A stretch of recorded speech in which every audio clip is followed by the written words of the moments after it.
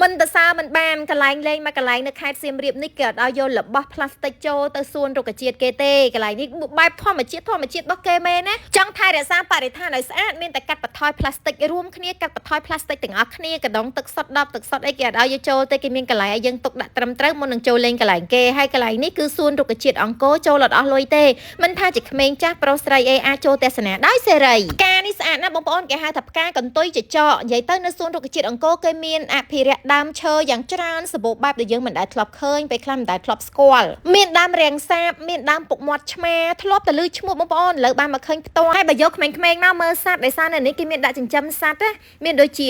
សត្វអណ្ដើកដូចបងប្អូនឃើញមុនហ្នឹងហើយមានត្រីរាប់រយរាប់ពាន់ក្បាលក្រហមប្រាក់ពេញក្នុងទឹកពេលដែលបានដាក់ចំណីម្ដងនិយាយពីថាវាមកកក់កុញឲ្យឡើងល្អមើលមែនទែនហើយបើពេលអត់មានអ្នកដាក់ចំណីវាឡើងមកស៊ីស្លែនេះត្រីស៊ីស្លែតាមជាងថ្មហ្នឹងអាហ្នឹងគឺសិតតែស្លែហើយពេលដែលមកដល់សួនរុក្ខជាតិអង្គរឡើងតិចទៅឆឹងទៅឆៃហើយជាពិសេសមានដើមឈើធំដែលគេអភិរក្សថ្ងៃនេះនាំម៉ាក់និងនាំម៉ាក់យាយដើរលេងអ្នកសៀមរាបដែរតែទៅមិនបានចូលកន្លែងនេះលើកទី1ឯនេះម៉ាក់យាយថាអូយចៅអើយស្អាតបោះគេឥឡូវមិនទាន់មានសត្វច្រើនទេតែដែលចាប់អារម្មណ៍មានឃើញសត្វកង្កោកមានឃើញសត្វតូចស្អាតហើយឃើញគេមកមើលមាន់នេះមិនដឹងថាមាន់ព្រៃឬក៏មាន់ស្រុកទេបងប្អូនមានកន្លែងបាញ់ធ្នូមានអីតំណងរបស់គេក្មេងៗមកដល់កន្លែងបាញ់ធ្នូនឹងទៅណាអត់រួចទេជាប់ជើងកន្លែងបាញ់ធ្នូហើយកន្លែងនេះគេគិតលុយឯងគាត់ថាមិនថ្លៃទេ10គ្រាប់ប្រហែលពាន់គឺតម្លៃមកសមរម្យឯងបើម៉ាក់ខ្ញុំវិញគាត់មកឆ្ងល់ជាមួយនឹងផ្កាដើមយាងនេះផ្កាយាងនេះគេយកមកចងអញ្ចឹងស្អាតរបស់គេហើយបើអូនកូនបារាំងនេះអត់មានខ្លាចសត្វអូទ្រីសទេគេយកស្លឹកឈើមកបញ្ចុកអូទ្រីសខ្លាចទេខ្លាច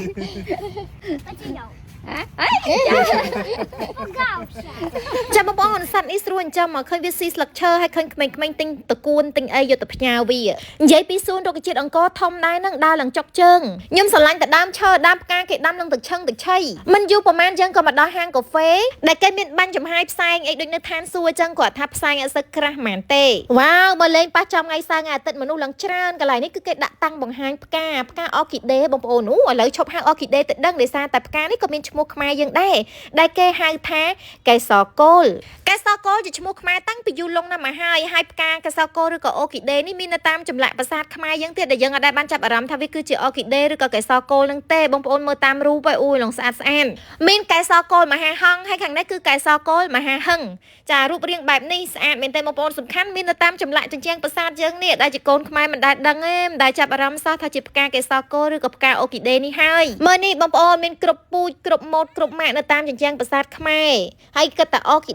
ដេស្មានតែផ្កាមកពីបរទេសហើយបើខាងនេះវិញគឺបើយើងទៅទិញនៅហាងផ្កាគេហៅវ៉ាន់ដាសម័យឥឡូវគេហៅផ្កាវ៉ាន់ដាដល់ពេលឈ្មោះខ្មែរយើងមានសោះឈ្មោះកេសរកូលមានតាមពូជហើយបើពណ៌លឿងនេះវិញគេដាក់ឈ្មោះថាកេសរកូលនាងដំរីមាសអូយបងប្អូននៅជាកូនខ្មែរតែស្គាល់ឈ្មោះខ្មែរផ្កាខ្មែរមិនអស់ទេខ្ញុំមកថ្ងៃនេះប៉ះចំកន្លែងគេរៀបចំបានស្អាតមែនទែនហើយគេមានបាញ់ចំហាយផ្សែងដូចក្នុងឋានសួគ៌អញ្ចឹងបូករួមទៅនឹងការរៀបចំសួនដ៏សែនស្រស់ស្អាតហើយមនុស្សមកលេងឡើងច្រើនឲ្យថ្ងៃសៅរ៍ថ្ងៃអាទិត្យគេថានៅនេះសម្បូរមនុស្សមកលេងហើយដោយសារតែចូលលេងអត់អស់លុយអីមួយរៀលឡើយចាំបងប្អូនកុំភ្លេចមកលេងទាំងអស់គ្នាណាគឺសួនរុក្ខជាតិអង្គរនៅក្នុងខេត្តសៀមរាបចេញមកវិញកុំភ្លេចយកទឹកសុទ្ធខ្លួនឯងទៅវិញផងអរគុណជម្រាបលា